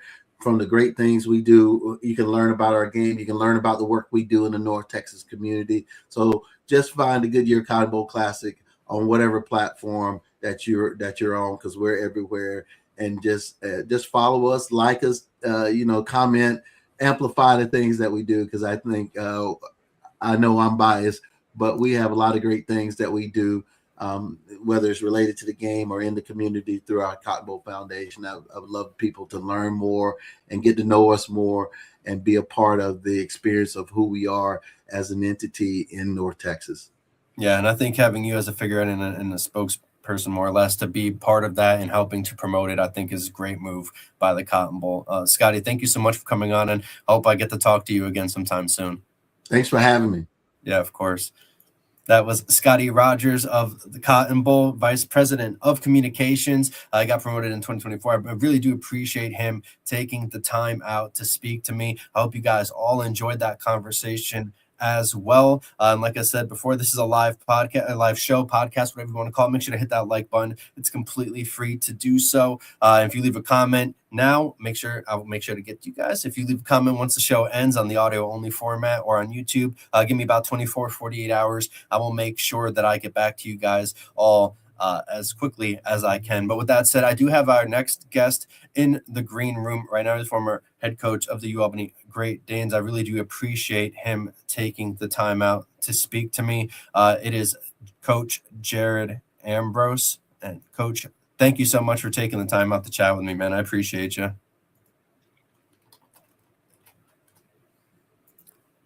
Oh, you got former coach. Former coach. I apologize. Yeah, my pleasure. My pleasure. Yeah, absolutely, man. So for anybody who's seeing you for the first time, like, let them know what got you involved in the sport of football. I really didn't have a choice. Grew up in a house where my old man was our town's high school football coach, and was born into it. So, when kids were going to Disney World in August, I was helping paint lines on a football field. So it was just one of those things where I didn't know any different. You kind of, everyone, that has a structured family is kind of, resigned to whatever that family does. And they just think that's the normal way of life. They don't understand when you're a kid that there's multiple ways you can do stuff. But as I started getting older and I realized, I knew how to beat an odd front defense when I was 9 years old, that things were a little bit different. So, yeah. Did you at least get to go to Disney World one of those times? We messed around and found out once when I was probably about, I think, 14. So it didn't have the same luster. It didn't have that same, child magic to it. Yeah. I didn't get to go until I was in my 20s. So I definitely understand that one, man. Now, I mean, obviously, you got to spend some time playing, you got a lot of time coaching as well. I just want to know, like, from your perspective, what's been like your best memory as either a coach or player, and what's been your worst memory? No, but yeah. I mean, it was a good run, Oh, I think we have technical issues. Coach, can you hear me now? I'm sorry, one more time. I think we're getting some like latency lag. I apologize. Yeah, you said from your perspective, and then it just went real fast. Oh, okay. I apologize for that. There's some latency issues. Just from your perspective, like, what's been your best moment as a coach or player, and then what's been your worst moment in your memory?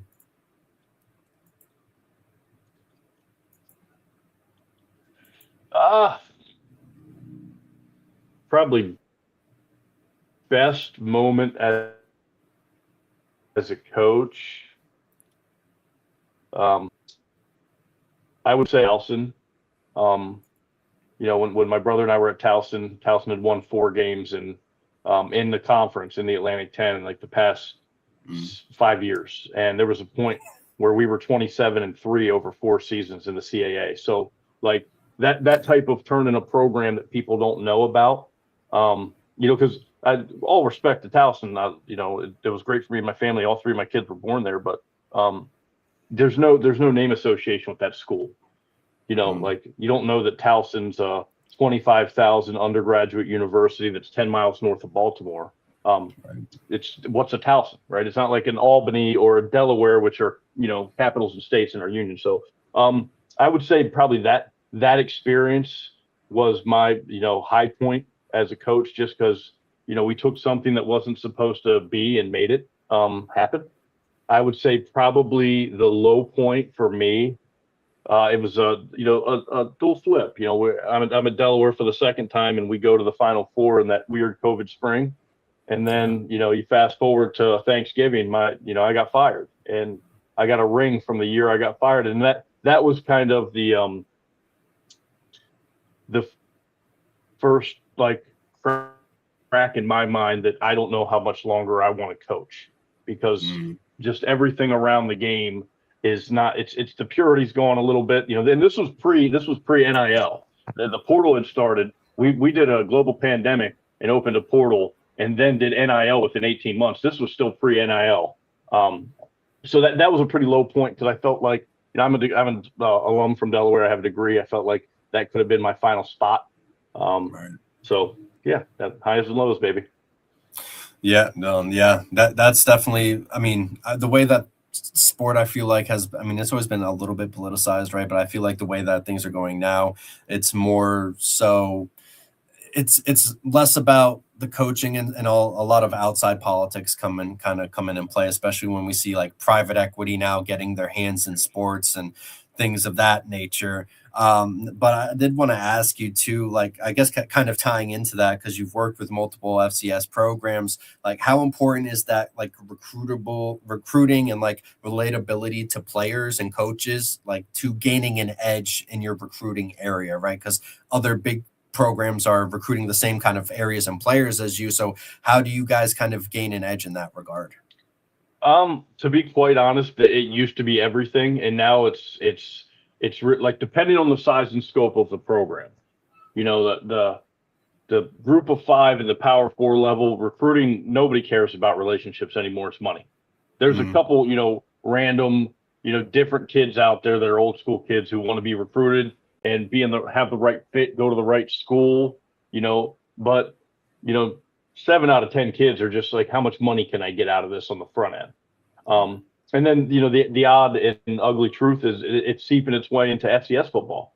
You take a look at, everyone was telling me post Delaware that people at the CAA don't have money. I know for a fact that 2 schools have over $500,000 a year NIL. For them to recruit and figure out how they're going to sustain and build a roster, it's not really a relationship thing anymore as much as it is a money thing. And that also, there's another reason why I'm okay walking away from this thing. Yeah, I've kind of noticed that too, man, because I work with, like, my company works, we talk to high school kids, we talk to college kids, etc. And it's just like you said, the purity doesn't really seem like it's there anymore, more or less. Like you said, it seems like money's playing a major impact on that.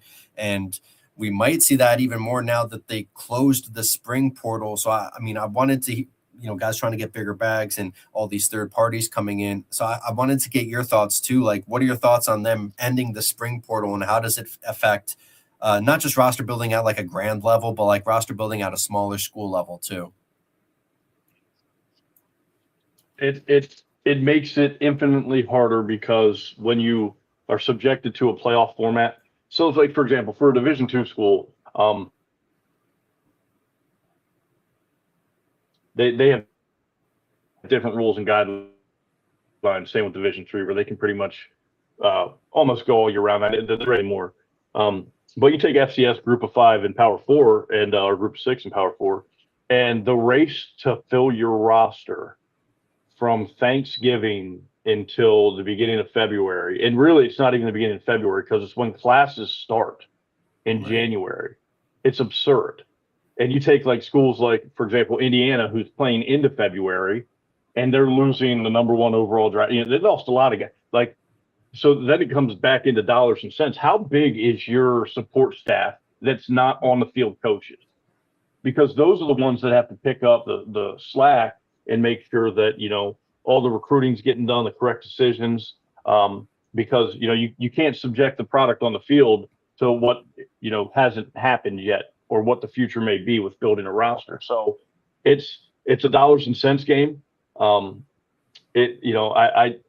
just the goalposts keep moving. It doesn't make sense to me. They have something they want to try. They don't even give it 10 months, and they change it again. It's a ready, fire, aim situation. I would like to see like a little bit more continuity. So this maybe they'll accidentally mess up and figure out the right way to do this, but they never give it enough chance to breathe to see if it'll actually work. Yeah, and now they're talking about like a standard. I mean, outside of the portal and recruiting stuff, they're talking just for college eligibility, like the standard 5-year rule. The red shirt doesn't matter anymore, and things of that nature. Like, what are your thoughts on that, and how do you think that affects things going forward? Because it seems like on one hand it could be okay, but on another hand it has its own problems attached to it. I think it's actually a reasonable idea. Only because, just the notion of when you're late in the season and you're trying to, plan your roster. So maybe you need depth at a position for a week and you have to use one of your freshmen, but you don't want him to go over that 4-game threshold where you're burning his red shirt. Right. This wipes all that out. So, if the kid plays 8 games, if he plays 1 game, he still gets his 5 years, which I think is a smart thing. The mental gymnastics of trying to, I remember when we were at Delaware, like we had one kid play 1 week and then we have another kid play the next week. And it was also, we could maintain their eligibility and not burn their shirts, which obviously you want to do right by your players, but now this eliminates it. And then the best guy just gets to play. I think it's, once again, they let that silly redshirt thing go with the 4 games for like 7 years. You're telling me they couldn't have come to this like, hey, instead of having 4 years to play 5, just give them 5. No one's going to be worse for the wear. It'll even itself out. But yeah, I think it's a great idea. I love it.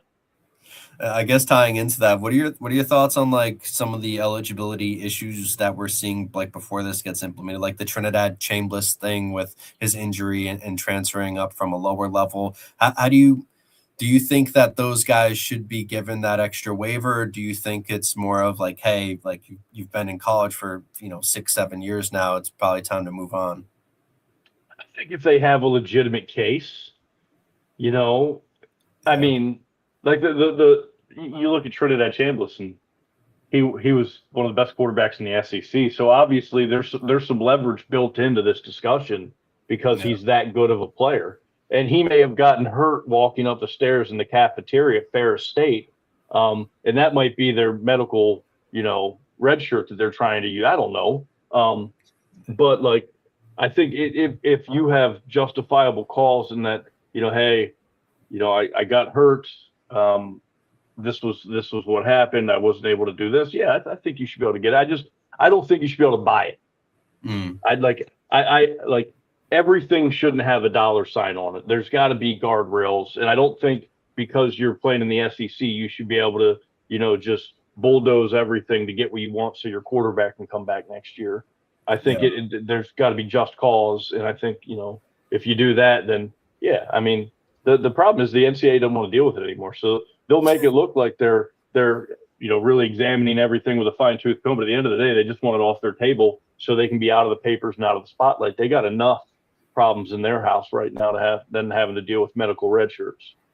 Right. I guess that kind of ties into what I wanted to ask you, because have you seen the Darian Mensah thing where he was, signed to play with Duke and then Miami like stole him or colluded to steal him? I mean, what are your thoughts about that? And like do you think he should have been allowed to transfer schools after he signed the contract to play with Duke? I mean, what are your thoughts? I mean, because he shot a video too about, promoting the upcoming season while he was with Duke, and then not even 48 hours after that, there's news that he's out of there.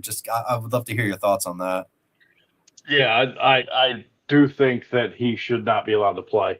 I think, what are we teaching young people if your word doesn't mean anything and you sign on a dotted line, now we've done a lot of stuff within the, transfer portal NCAA to give them opportunities to move after the fact. But I think once you put your name on something, when you come into this world, your parents give you one thing to start, and that's your name, and you owe it to them to try and make that name, glimmer. And I think when you teach young people that you can just hop, skip, and jump from everything that's uncomfortable, you're doing a disservice to our race, and it makes me crazy. And I'm not even mad at Miami for this, they're trying to fill their roster. I'm more mad at the kid and the people representing him that allowed him to get into that situation.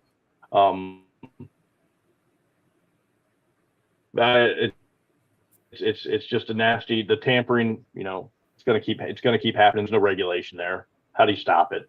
I don't know. If you let me know if you know.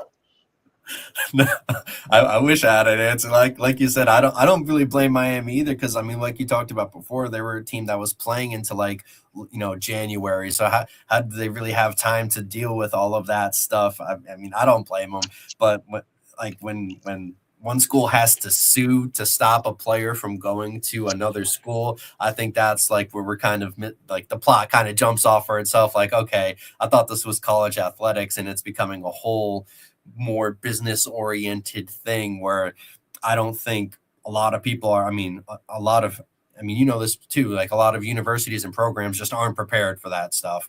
Right. So I did want to ask you too, you mentioned what was your lowest point, with what happened with Delaware, but you've been a position coach, you've been a head coach. What were some unexpected challenges when you went from a position coach to a head coach? I mean, we went down and played Del State and had a 7-hour lightning delay. I didn't have that one on my bingo card. And Del State doesn't have the tip top of facilities, so we were in a portable locker room behind the stadium, and we travel 70 some odd guys, and that space was probably made for 40. So we're in there for 5 hours, just food piling up everywhere. It was disgusting. It's raining. Yeah.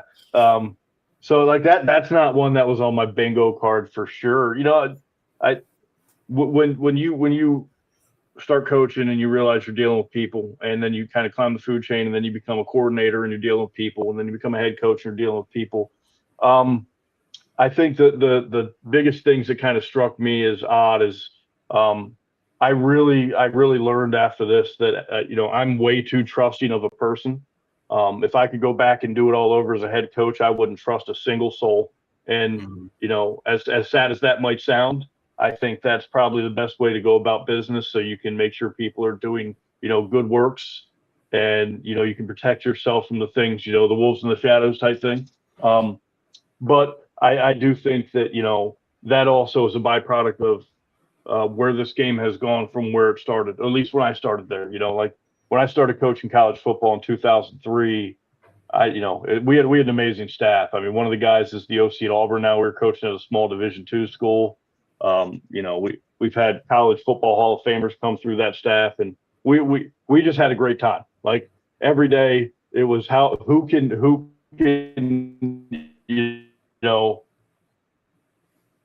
whose guys can play the best at practice. And how can we get our guys locked in that day at practice? And Ford and I, climb the ranks. It was, it's one of those things that you really think that, as a head coach, they make everything happen. They just keep the bus on the road. They really do. The assistant coaches and the coordinators really make the good football happen. And that's the other thing I learned from becoming a head coach is, you're subject to the people that are around you and your roster and your staff. And if they're not doing it the right way, or you're not holding them to task to do it the right way, then everybody involved is going to be wrong. And, had a lot of time to reflect on that one. It was a good question.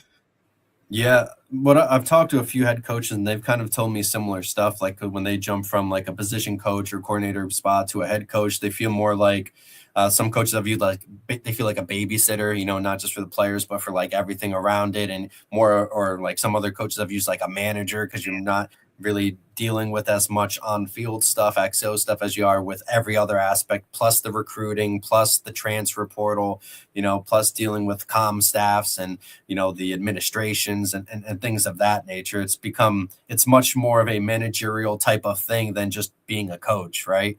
At least that's what it seems like. But speaking of coaches, I wanted to ask you too, because I always see coaches holding seminars, like coaching seminars and stuff for other coaches. Like, is that experience useful as a coach? Have you been to any of those? Like, what has your experience been like regarding that? Oh yeah, I used to clinic all the time. When I was at Towson, and then post COVID, it was kind of like I did one clinic when I was at Albany at Foxborough. Yeah, I think those things are good. I think anytime that you can network in that way and meet more coaches and understand. On a number of fronts, if you're truly a knowledge seeker and a truth seeker and you want to figure out, coaching is teaching is communicating. And if you're listening to different people do things like that, and you might, get a couple pointers here and there, you might wind up like, for example, one of my coaches this past year at Albany, he wound up doing a clinic at the National Coaches Convention, and he was looking for a job because obviously we all got fired. And he wound up getting a job from that clinic. He networked with the head coach at South Carolina State. He really liked his presentation, and the guy hired him. So there's a ton of value to stuff like that on both ends, as the teacher and the student. Okay, yeah, I was always curious on how that was. Now, I guess my last question for you is kind of tying. You said no longer coach. You jumped out of the coaching. I see you're an owner of like a training program or a company. Can you just talk more about that and your endeavors into that? Yeah, I figured, I'm a giver. I like serving people. I really do. And I figured I'd spent 25 years crafting good ways to coach quarterbacks and wide receivers and having lots of production. So why not, monetize that a little bit in our community, which doesn't have it here in Saratoga Springs, and try to make the football a little bit better in the area while kind of scratching that itch, so to speak, within me of something I did for so long and not just dropping it and remaining sharp. It's by no way, shape, or form me wanting to stay sharp so I can get back into coaching. I will never coach college football for another second of my life. But I might coach the NFL given the opportunity, because at least where the lines are drawn there. But yeah, so I knew that when I was getting out of it, that would be a possibility. And so I started running with it, and it's slow to go right now. The weather in upstate New York's not the kindest, as you know. So you're subject to a lot of that, and I don't have an indoor just sitting in my backyard. So, I'm sure as the weather gets going, it'll pick up more. Yeah, I think I don't know about now, but it was raining when I got over here. So I'm not sure how that is. But I think, honestly, I think that's going to be great, because the 518, they have a lot of athletes. They have a lot of untapped potential, and just nobody is doing much with it. And I think having somebody like you who is able to, who has a proven track record of being able to develop and do things of that nature with quarterbacks and wide receivers, I think it's going to be massive. Before I get you out of here, is there anything you want to promote in terms of your social media, the company's social media, or anything like that? For you listeners out there, check out mtafootball.net. It's on all my socials, and my socials are really easy. It's just Coach Ambrose on Twitter. I think it's the same on Insta. People always ask what the MTA is. For my dad, he passed away in the 24 season. He obviously, as we started off the show, was a big influence in my coaching career and getting me off the ground and, doing it the right way. So I felt I'd honor him by naming the company after him, Melvin Timothy Ambrose. So check us out. I suck with the website, full disclosure. I can't tell you how many emails I've taken from people like, hey, Jared, can you figure this website thing out? It's like, all right, just Venmo me. I'll see you at the training site. But I'm going to get that website figured out. I'm just not technologically fluent. No, that's a great tribute. If you need help on that, then let me know, man. I have to build my thing from scratch, learning step by step, iron by iron, But I appreciate you so much for coming on, man. I hope I get to talk to you again soon. Yeah, anytime. That was Jared Ambrose. You can find him now at MTA Football. He does quarterback and wide receiver training in the 518 Saratoga Springs area. He's also former head coach of UAlbany Great Danes, my local college and my local town. Love that. Love seeing that. So I really do appreciate Jared for coming on the show. With that said, this is a live episode. Make sure to click that like button. It's completely free to do so. Leave a comment if you want as well. We'll make sure to get back to it live on the air if you're watching this on the audio only version, or if you're watching this on YouTube after the fact. Give me 24, 48 hours. I'll make sure to get back to you in due time. I do apologize for some technical errors as me and him talked about. It is raining and storming over here, so probably our little storm connections had a little issue at the beginning. Thankfully, it cleared up during the show, so I appreciate that. With that said, I mean, it's about almost time to get up on out of here. I hope you guys appreciate everything that we've been able to show. Shout out to Scottie Rodgers for coming on. Shout out to Jared Ambrose for coming on. And Aiden Hubbard, give a shout out to him for his segment in today's player interview. In the Film Room Flash, we highlighted Braxton Woodson and Navy football. And, we talked about Virginia Tech and the Hokies potentially being ACC champs or next on the rise in the ACC. So it's been an action-packed show. But with that said, it's about time for me to get up out of here. Make sure you guys are following me at TommyCFB. Make sure you guys are hitting that like button. You can follow the League Winners at League Winners FB on Twitter, X. You can also follow us on The League Winners at Instagram and on Facebook. Or you can find all of us at theleaguewinners.com. With that being said, this is Mr. Gridiron, a.k.a. Tommy Football, and I'm out of here.